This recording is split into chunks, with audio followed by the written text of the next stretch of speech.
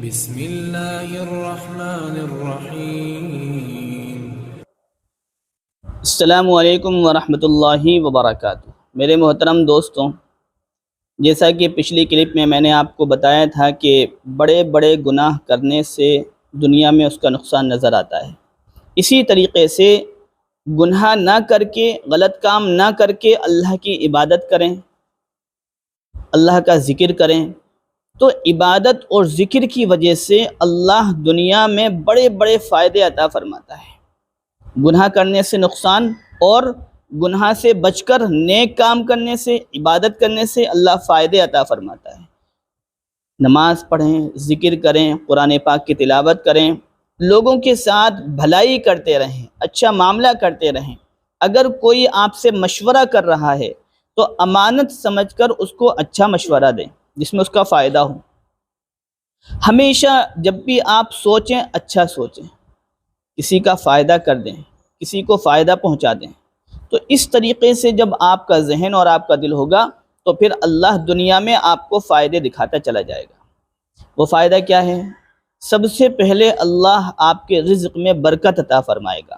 آج کل انسان روزی کے لیے کہاں کہاں بھاگتا ہے، لیکن کماتا 100 روپے خرچ ہو جاتے ہیں 200 روپے، کماتا 100 روپے خرچ ہو جاتے ہیں 500 روپے۔ تو یہ برکت نہیں ہے۔ کما رہا ہے 100 روپے اور خرچ ہو رہے ہیں 50 روپے، تو یہ برکت ہے۔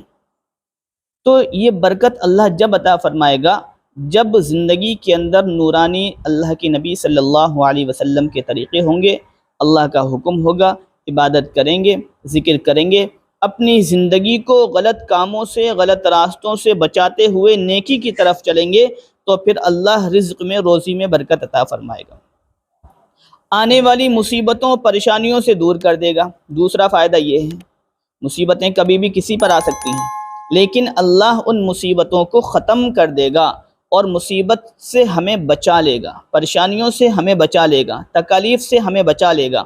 یہ دوسرا فائدہ ہے۔ تیسرا فائدہ یہ ہے کہ ہماری جو تمنائیں ہیں، جو دل میں آرزوئیں ہیں، اللہ ان کو پورا کر دے گا۔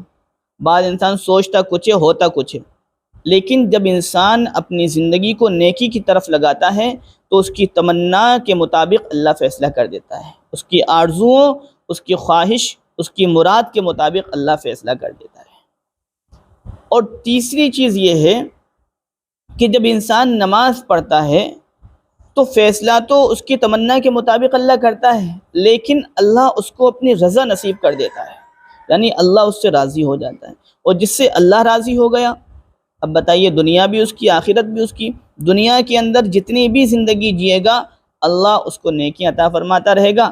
اور سب سے بڑا فائدہ یہ ہے نیک کام کرنے کا، سب سے بڑا فائدہ یہ ہے کہ جب دنیا سے جائے گا تو کلمہ پڑھتا ہوا جائے گا، اس کی زبان پر کلمہ ہوگا، لا الہ الا اللہ محمد الرسول اللہ پڑھتا ہوا دنیا سے جائے گا، اور جب ایمان کی موت مرے گا، ایمان کی موت آئے گی تو یاد رکھیں سیدھا جنت میں داخل ہوگا۔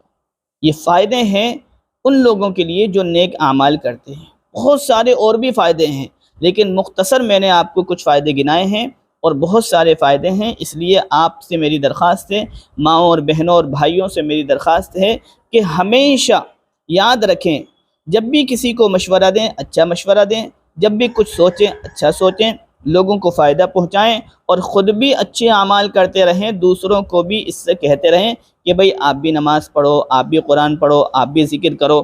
خود بھی کریں گے، دوسروں سے کہیں گے، انشاءاللہ تعالی اگر 100 سال بھی آپ کی زندگی ہوگی تو آپ کو جنت اللہ نصیب فرمائے گا۔